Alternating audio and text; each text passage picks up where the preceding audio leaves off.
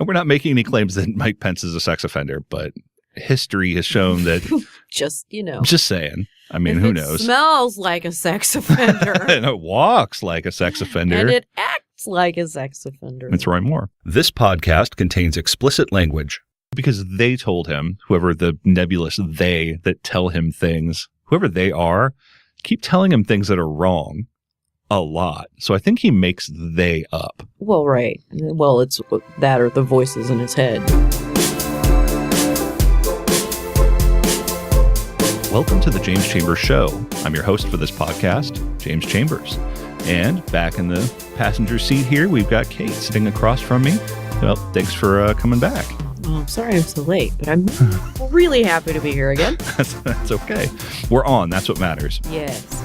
So today on the show, we're going to talk, even though it's been hammered to death, I know that, we're going to talk a little bit about the political violence that's happened over the last week and a half, not only in Pittsburgh, but in Kentucky, was it? And then there's several, plus the Florida guy with the pipe bombs. We're going to talk about all of those things and what the actual implications are.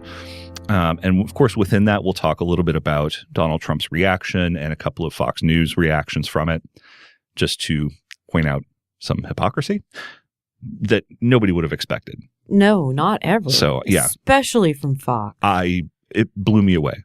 Blew me away. The number one news channel in America. It's amazing that they can even call themselves news. I know in Canada they can't. Right. They actually cannot be called a news channel because they're such propagandists. Right. It's amazing. Yeah, no, they have to call themselves entertainment. Mm-hmm. And Which I'm like, and that's it diverges greatly kind of from the subject, but my mom finally cut the cord and it no longer has cable. Ooh.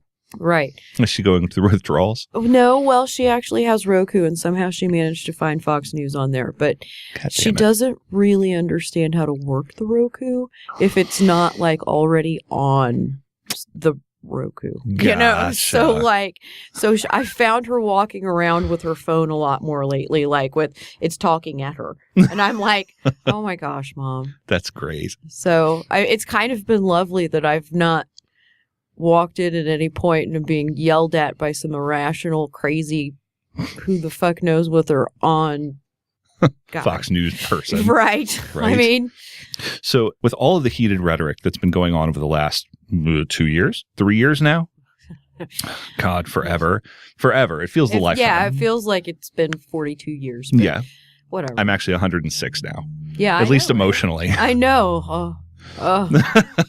So we've all been, we've heard all about these various attacks and these various violent situations across the country. And I want to really point out that there's no equivalence on the left that you've probably been hearing about from the right. There's a false narrative that's been really heavily constructed and construed, particularly through far right-wing organizations, including the president and the GOP, that somehow the left has become an angry, violent mob. Mm-hmm. We are all hyped up, angry, gonna go rape and pillage, apparently. That's seemingly. Our pitchforks are the answers to those tiki torches. Apparently so. I mean. And we've been sharpening. That's, yeah. But, or however you do that. Or whatever you do with those. Right. Besides pitch, hey. But we have two major political parties in this country. One of them has, over the last 40 years or so, essentially become a milquetoast capitulation, sort of organization to whatever mainstream politics they can manage, which is the Democrats. And then you have this progressively further and further right extremist organization as the Republicans.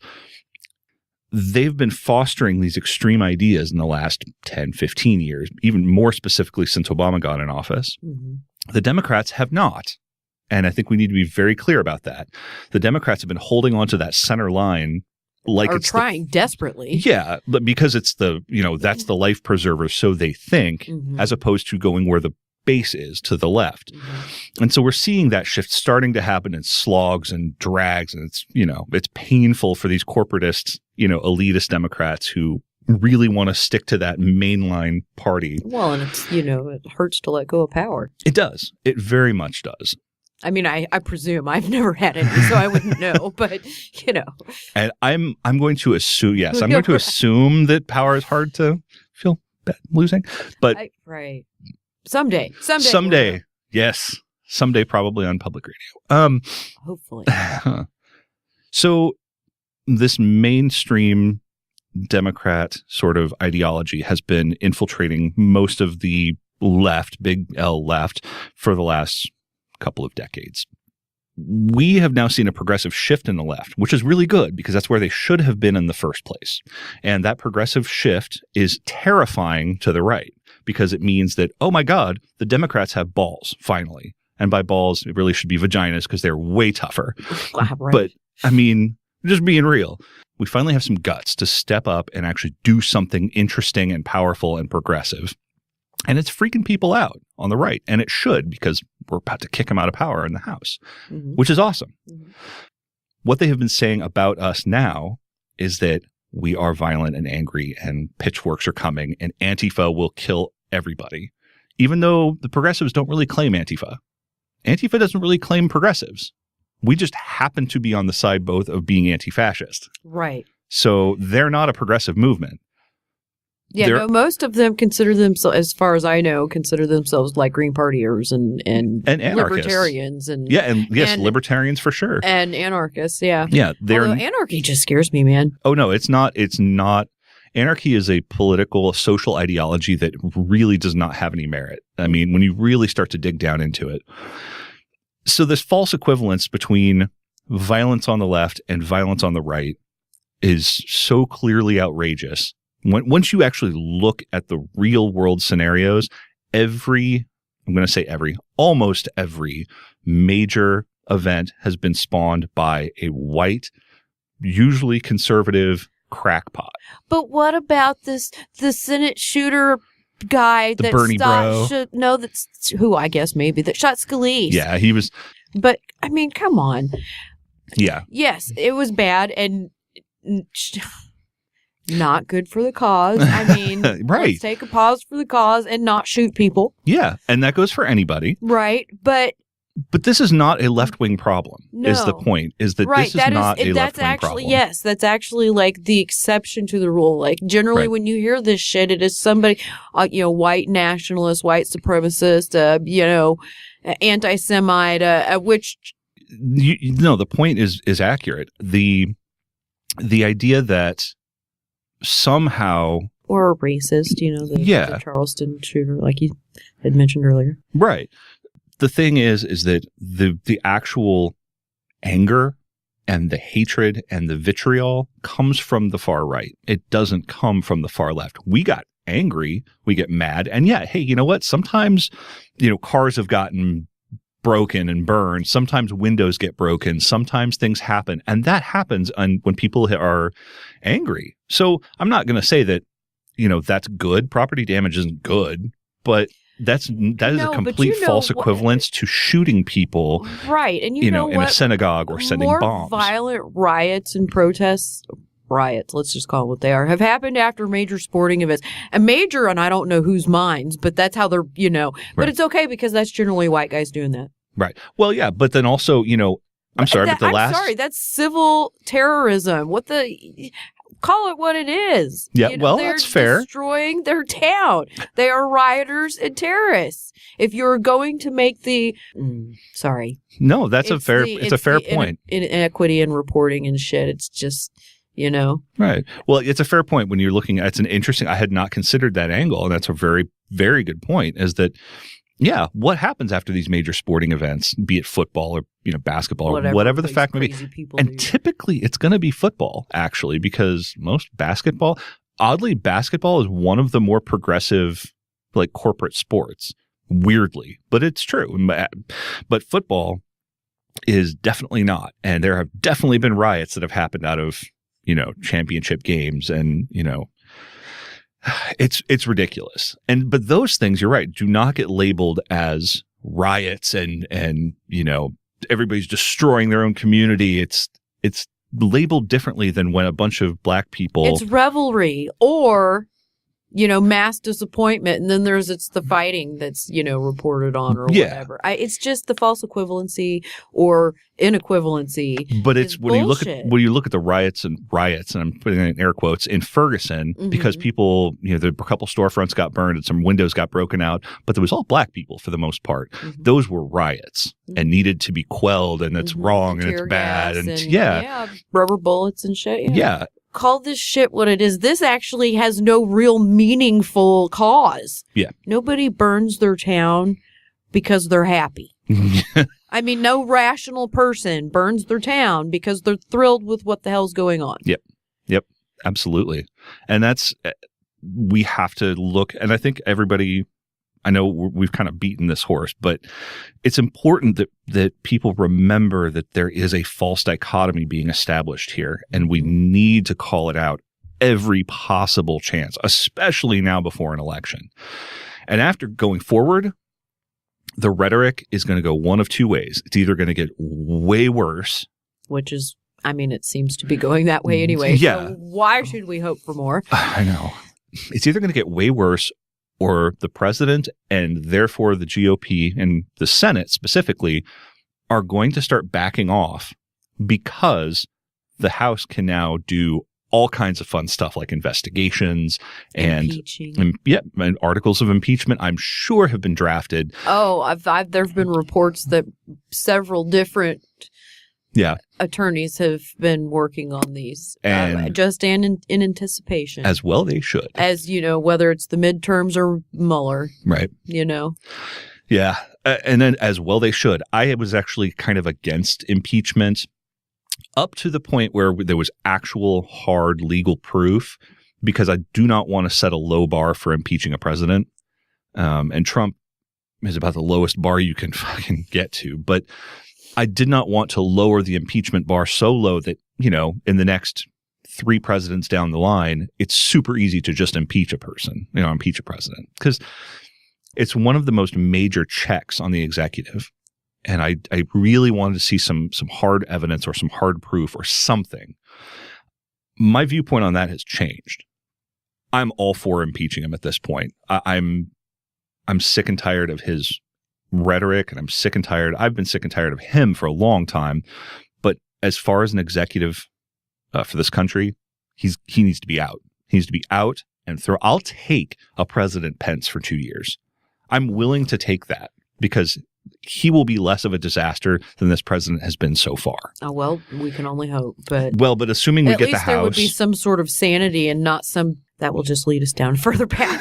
But yes, as terrifying as it is as a womb carrier, if Pence were to ever regain or gain power, which, I kind of wonder sometimes if there's not like an ultimate plan, there have been some considerations. I think I know where you're heading with that. And I think that Pence he's got a plan B. Oh, yeah. And he's riding these coattails. He's planning to be president at some point. Yeah. Very soon. But he's riding, I think, this band's coattails so that if something were to happen, he could just kind of slide into that role, and it's already ready for him. He's conspicuously absent. Yeah, isn't he? He's very... to everything. That's very true. Where is Pence? Somewhere in the bunker, I'm sure. Yeah, he's plotting. probably, having dinner with his wife and another woman so that it doesn't look untoward. Doesn't feel awkward. Whatever, you creep. I know, right? The only person that has to worry about that is the sex offender. And we're not making any claims that Mike Pence is a sex offender, but history has shown that... Just saying. I mean, who knows? It smells like a sex offender. And it walks like a sex offender. And it acts like a sex offender. It's Roy Moore. So let's go through really briefly, and everybody's already got the gist of what happened over the last week. But really briefly, Gregory Bush, and I think people have forgotten this one over the last, because of all the other things that have happened. But Gregory Bush tried to break into the First Baptist Church, which is a predominantly African-American church in Jeffersontown, Kentucky. And he tried to pull those doors down. He banged on them. They were locked. He was unable to actually gain entry. And so he went to a Kroger down the street. For all of you who don't know what a Kroger is, it's just like a big supermarket. He did get inside, and he targeted black people and shot them. He managed to kill 2 people. The first victim was Maurice Stollard, who's 69, who was with his 12-year-old grandson who's buying poster board for a school project. And the second was Vicki Jones, who was 67, and she was killed in the parking lot when Mr. Bush fled. So clearly this man went out to go shoot up a black church, was unable to do it because the doors were locked, found some black people in a grocery store, and shot them. I mean, these kinds of racially motivated attacks are not new, but it started this downhill escalation over the course of the week that I think is relatively shocking. In my estimation, this next story is the worst. In Pittsburgh, in Squirrel Hill neighborhood, I believe is what it is, Robert Bowers shot and killed 11 Jewish people in the Tree of Life Synagogue in the worst anti-Semitic act of violence in American history. This one actually takes the cake. This is... Yeah, it's something to note that this was literally Mr. Rogers' neighborhood. Yeah. Literally. Yeah, this is where he... 3 blocks from his home. Mm-hmm. And there's some theory that he actually modeled his set, Mr. Rogers' Neighborhood, on this neighborhood. It's apparently a vibrant, very eclectic, very affluent, so, you know, a suburban kind of place, but they have all sects of different types of Judaism and Islam and Christianity, and people just mingled. There was a whole lot of interaction with interfaith centers, people from different backgrounds. It's apparently a very interesting place to be. Or I should say it is an interesting place to be. It just happens to be in mourning right now. So Mr. Bowers was a rabidly bigoted anti-Semite. He's steeped in conspiracy theories. He floated ideas, for example, like this Jewish cabal was funding the migrant caravan heading to the U.S. down from Central and South America up to our border, which is about a month away on foot. But apparently George Soros and John Steyer and others were funding this caravan to invade America or some such fucking bullshit. Yeah. So he's that kind of conspiracy theorist. I feel just on a personal level, I'm being non-religious myself. I have to equate this type or to going to a community center or a local, you know, a locally sourced film theater or stage theater, and expecting you to be fellowshipping with people around you for the common sort of enjoyment of being with people or seeing a film or a play or going to a concert, and having somebody come in and just shoot you and feeling that violation of that personal sort of violation that comes with feeling like you should be safe in a place, especially when you're trying to fellowship with other people who are of like mind.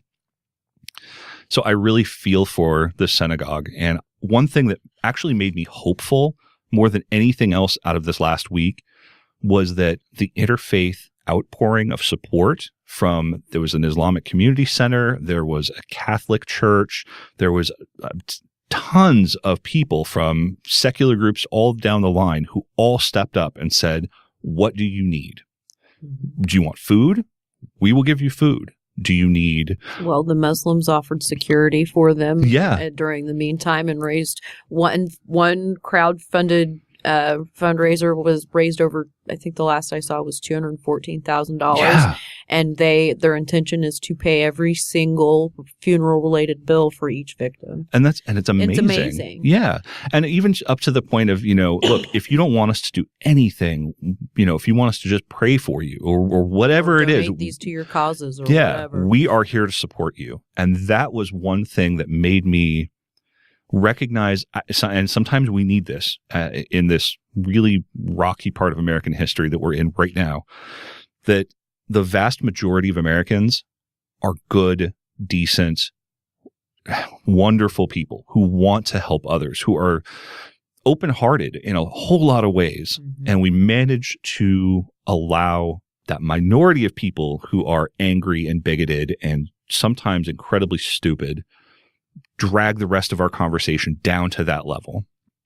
And I will be so gratified when that doesn't have to happen every fucking show. So, right. But until that happens, sorry, we're going to have to do that at the show. But this outpouring of support really demonstrated that there's decent human beings in the world.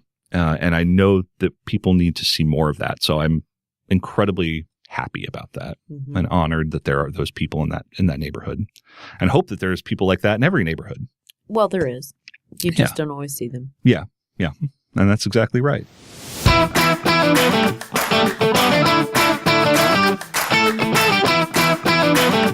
So let's move on to what's probably the more significant in terms of large-scale impact political violence of this week, which was a Florida man named Cesar Sayoc. He's a 56-year-old Floridian. He, for better or lack of a better word, mailed IEDs, improvised explosive devices, pipe bombs, to 14. Well, he mailed 13. One device was found outside of the mail, to people who were either outspoken critics of President Trump, they were Democrats, or just liberals or liberal activists. This was a straight-up politically motivated attack. He targeted people because of their political ideologies. He targeted people because they have been outspoken against the President of the United States. And he targeted them for death, or at least horrible maiming or bodily injury. We need to call that for what it is. That is domestic terrorism. Yes. He used the Postal Service and did some crazy things with mailing packages with return addresses for other liberals and other Democrats or other organizations so that it would not track back to him. He's a domestic terrorist. Mm-hmm. Now, thankfully, of course, he's been caught and he's been charged with over 40 federal charges, and I think over 30 of them carry the death penalty. So the chances of him escaping this are extremely low. Well, I mean, there's all kinds of things. The use of the Postal Service to send deadly things. I mean, there's 2 federal, because, you can't send that shit through the post office. You lied when they asked you. Right. That's right. You can't, I wasn't able to ship wine, God damn it. How can you send a pipe bomb? This man has a very sordid history, all the way from other run-ins with the law in the past. He's very rabidly pro-Trump, pro-alt-right. Former coworkers and even an employer of his from the past have all stepped forward and said, yeah, he self-identifies as a white supremacist. This man also potentially has a little bit of developmental disability. Some people that he knew prior to this event have said there's something off with him and they could never quite place it, but he definitely didn't behave like your average adult would behave in a lot of ways. So there's a possibility there of developmental disability, but then not as any sort of excuse, but it's a little bit possible. And it's easy to manipulate people when they don't have the faculty to fully analyze the reality of life and situations. He had prominent liberals stickers on his van, those liberals in the crosshairs of gun sites. He had stickers reading CNN sucks. He, as I said, was a white supremacist. He had 2 different Facebook accounts. He had 3 different Twitter accounts where he often posted provocative photos and memes attacking liberals, along with major conspiracy theories from the right. This guy was a whack job, to sum that all up. Yeah. And he was doing it to terrorize people on the left. Yeah. There is no equivalence to this on the left. This guy is a domestic terrorist, whereas people smashing windows are not domestic terrorists. Right. And there's a very strong, this is where we have to draw that line. There is no equivalence for this. And it's incredibly frustrating. That is the talking point. Did you want to chime in on that? Well, I heard you ready to go. I kind of, because, today we have the Cheeto in Chief visiting in Colombia, and the local news station had this report about these people that had shown up at 10 o'clock last night and slept in their vehicle so that they could be there. I'm like, okay, right? You call us extremists, but some of the comments on this story about, some people were commenting ironically, like, why aren't these people at work?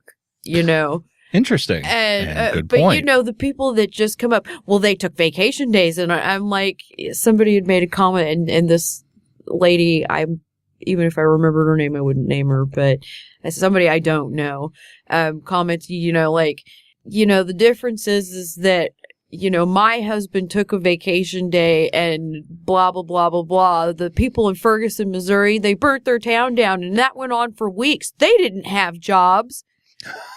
God, well, yes, because it was the exact same people all day, every day. Right. Whatever. Okay. And so I was, she was like, it's ironic that intellectual disingenuousness. That liberals/Democrats started saying this about Republicans because they said it about Democrats first. And I was like, well, what I find truly ironic is that you do not consider this any different at all. Right. In your own mind from that. I said, because you are literally going to see a man whose every speech has been about inciting anger and hatred toward others. How can you not call this the same thing, whether or not you have a job? Right. The whole thing is tinged with intellectual disingenuousness and bigotry. In that specific incident, there was a very clear line of bigotry there. Oh, yeah.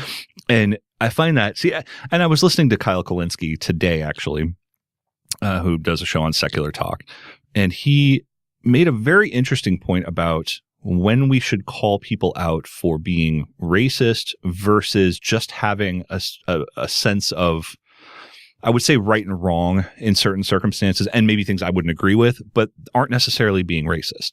Right. And for example, a reporter went to a Trump rally and talked to people outside of the Trump rally and talked about immigration. And, most of the people were like, no, they're illegals, ship them back, they don't deserve it, whatever. The normal kind of stuff that was a little icky, but whatever. The normal expected now anyway. Right, exactly. One person even got to the point of they wouldn't keep coming if we just, shot a couple of them first before they got here. Like, ooh, you are a psycho. Like, it's like, well, you don't actually have to shoot at them. You can just shoot towards them. And it's like, dude, okay, you're a racist. Like, that's just gross.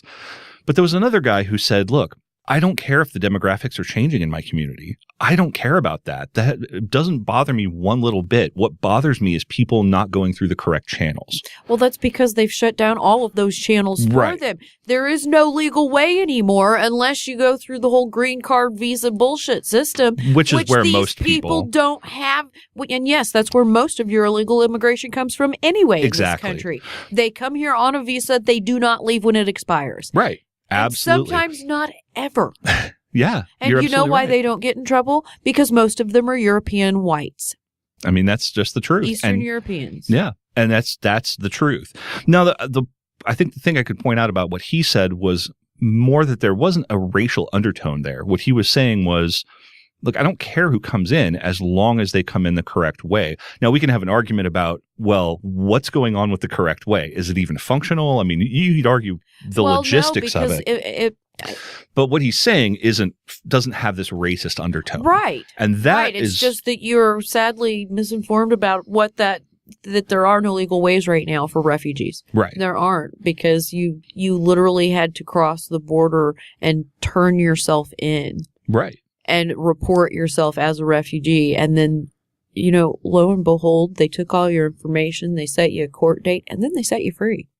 But they knew where, approximately where you were going, how to get a hold of you.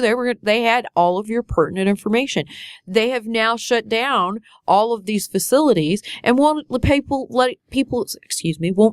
even get close to them. How is there a legal way to seek refugee status? Again, we can argue about the details and the functionality and the structure of the system, but that is the outlying argument versus what you typically hear, which is, I don't want those illegals. Mm-hmm. Now, my question would be, if we had a bunch of French who came over to Canada en masse, I mean, there's 1,000 French people who want to cross illegally into America. Would we give a shit? Like, would people give this much of a shit about it? Would we send the military to the Canadian border to secure the border? English, Marshall? I mean, they already speak English. I know, but that's because their school systems are far superior to ours. But that's a good point. We can't actually talk about that because So I want to, on the same topic, and before we diverge into the next one, is I want to talk just a little bit about Trump's reaction. And I think this is very telling about who this man is. And we all know who he is in a lot of ways, but sometimes it's a healthy reminder in the subtlety of words and subtlety of the meaning of language, and a complete whitewashing of history, apparently. But in an interview with Ann Coulter, Trump managed to blame. Well, let's just listen to it, and we'll talk after. Total maniac. Nobody puts his name in the headline, Bernie Sanders in the headline with the maniac. In fact, Nancy Pelosi said, do not politicize this back at the time. I was in the headline of the Washington Post, my name associated with this crazy bomber. Yeah. Trump bomber or something. But I was in the headline when they got him. They didn't say bomber found. They talked about Trump in the headline. Now, they didn't do that with Bernie Sanders when he had. They didn't do that with the Democrats when other people came out. They didn't do that with President Obama with the church, the horrible situation with the church. They didn't do that. They put my name in. What he managed to do there was essentially say, it's not my fault that this guy is a crazy guy who went out and did these crazy things. Yeah, I'm getting blamed. They're very fine people on both sides. Exactly. And, President Obama didn't get blamed for the church shooting that he had to deal with. Okay. First off, you, sir, have been stoking this level of anger and hatred and vitriol for years. And you don't want to take any responsibility that you go to rallies and tell people that the mass media is the enemy of the people and that Democrats are evil and that you're demagoguing everybody else as evil, terrible, scary people. Mm-hmm. And you don't expect that some somewhat weak-minded individual who has these crazy leanings is going to act out some of that anger. These are the people who got bombs in the mail. George Soros, who's a billionaire donor, liberal philanthropist. Bill and Hillary Clinton, we know who they are. Barack Obama, we know who he is. CNN is a cable news outlet. John Brennan, who's the former CIA director, who's an outspoken anti-Trump person. Debbie Wasserman Schultz, who's the former DNC chairperson. Eric Holder, former attorney general. Maxine Waters, who's a rep from California. Robert De Niro, who's an actor and a liberal and a very outspoken Trump critic. Joe Biden, who got 2 bombs, who's former vice president. Cory Booker, who's a Dem from New Jersey. James Clapper, who's the former national intelligence director. Kamala Harris, who's a Dem from California. And Tom Steyer, who's a major Democratic donor. What's the track there? What's the pattern? Oh, wait, they're all liberals and they're all outspoken Trump critics. I'm sorry, man, but you, Mr. President, bear some burden. Oh, wait, at least one of them's Jewish. 2 of them. No. Tom Steyer's father was Jewish. Well, aren't you? I mean, you can be Jewish by heritage. He does not claim Judaism. He doesn't claim it. No, oh, okay. He was. I saw him on an interview in the last week, I think. I think it was on CNN. But anyway, yeah, they were talking about this and, the possible. And he was like, my father was Jewish. And I was like, well, okay, that's a very interesting distancing. Clear distinction to make. Right. So, but this is something that, like, maybe he converted. I don't know. It boggles the mind that the leader of our country, who's supposed to be at times the consoler in chief, when a national tragedy happens, he is supposed to be the one, or she in the future, I hope, is supposed to be the person who can help mend those divisions, no matter what side those divisions are coming from. He's managing to say, look, they put me in the headlines. This guy was a supporter. I had nothing to do with this. Blame everybody else. I'm like, no, dude, honestly, fuck you. Like, that's really, really disrespectful and wrong. And clearly you are unfit, like, intellectually for this office if you can't understand that. It's super frustrating. I can honestly say I miss, the shrub. He was a genius compared to this buffoon. That's all right. I'm used to being interrupted by men. Especially Trump. So while we're leaning into this idea of political rhetoric and being over the top and being deeply disturbing right at the moment, we have a propaganda channel who has primetime people saying extremely inflammatory things to millions of people, largely white old men. But they are spreading this sort of cancer out into the ether, as it were. And one of those people is Jeanine Pirro. And here's a little clip from her opening statement on her Fox News show. So to all those Trump-hating demon rats and the mainstream media, keep up the antics. You're all losers, sore losers, stupid losers, too dumb to even know that you're losing. He said it himself just a few minutes ago in Kentucky. The only reason to vote Democrat is if you're tired of winning. And I think we can just leave that right there.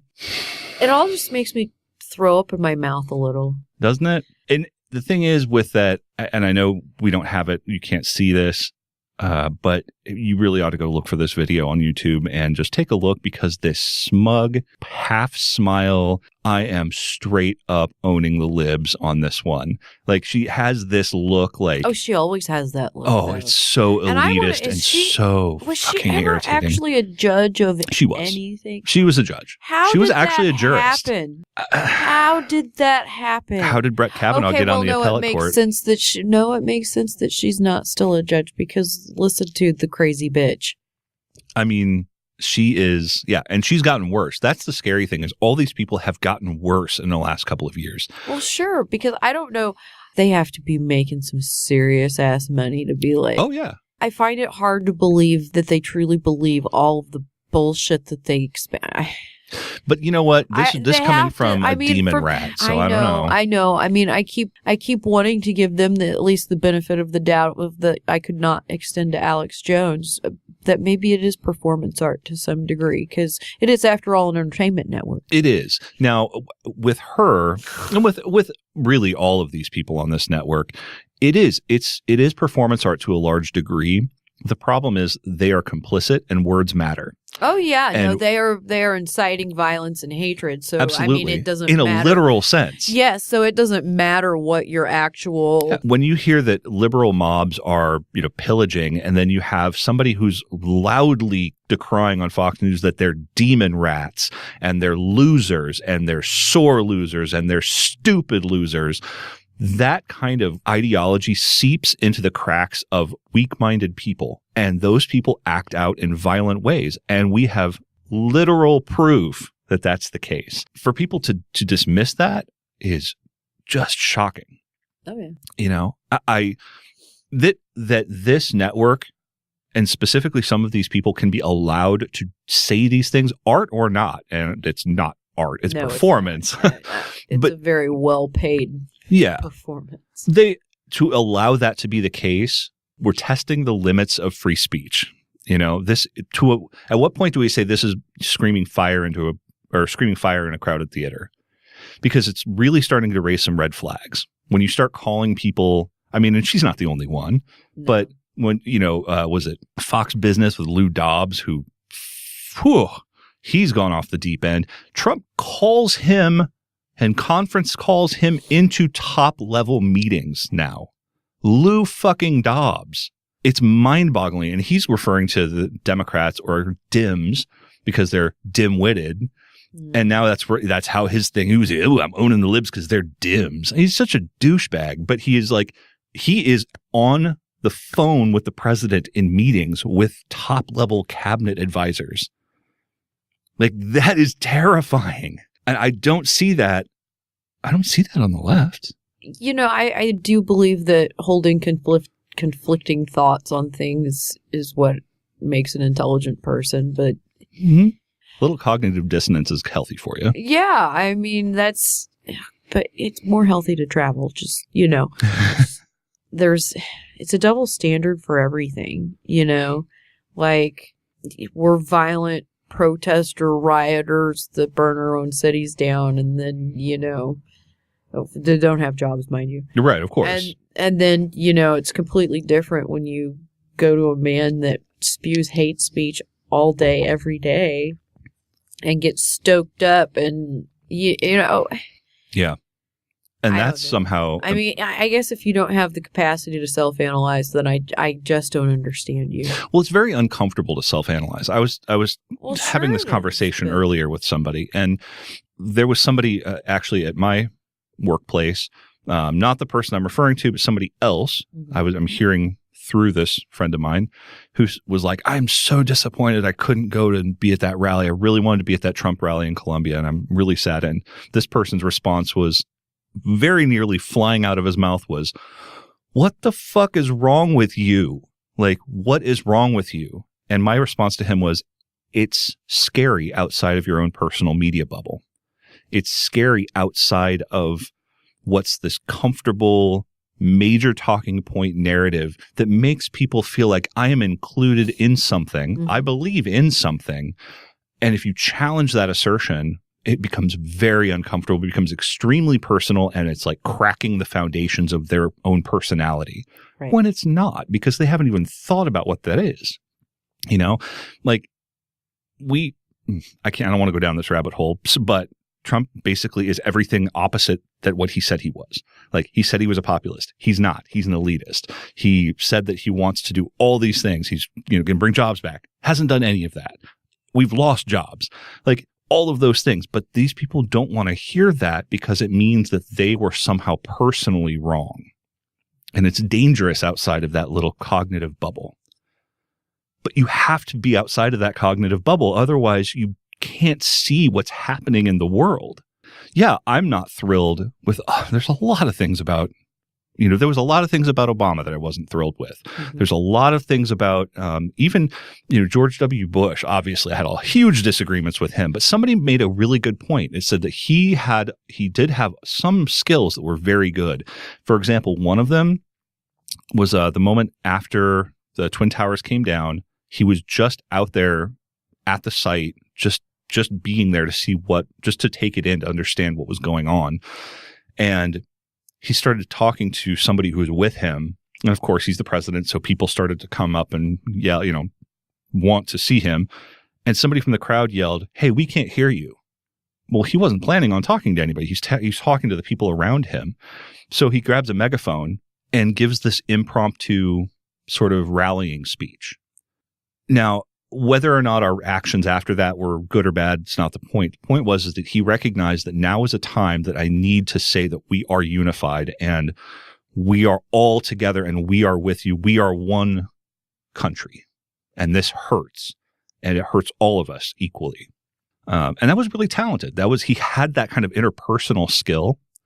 Now, whether that translated into good legislation is a completely different topic. But you can say that there's things about people you don't like that you do like. Mm-hmm. You know what I mean? Mm-hmm. And these people aren't willing to even go that far. Right. Obama was the Antichrist. That's all. That's it. He's the Antichrist. Trump is the savior. Yay. and how do you break through that? Confounding on so many levels. Isn't it? Oh. It's so challenging. So, the goal of this section, remember, when people are talking about the violent left, there really isn't a violent left. Remember that. We are going to separate ourselves from the Antifa movement, and the Republicans have to own the fact that their fear-mongering is stoking the flames of violent people who are doing violent things, and we have evidence of that. Please, please, please remember that, and don't let anybody tell you any differently. Ripper? Oh my gosh, we have a guest in the studio. Hi, Ripper. You hear banging and wagging. That's because you hear the 8-month-old Great Dane tail wagging and whacking against the desk. Hey, Ripley. Hi. I really like your new glasses. Thanks. They really are cute. Thanks. Well, with that, then thank you for listening to The James Chambers Show. We really appreciate you listening. And of course, we want to hear your comments down in the section below. So please comment and like and subscribe. We always want to see that as well. If you want to contact the show, it's realjcshow2017@gmail.com. That's realjcshow2017@gmail.com, or at Twitter @realjcshow. Please feel free to contact us and subscribe, and we look forward. If you have any questions or would like to know our thoughts about anything, send that too. Yeah, absolutely. We would love to do it. We really appreciate you guys for listening, and we'll come back and talk to you next time. And bye, Ripley. Bye, Rippers. Thanks, guys. Bye.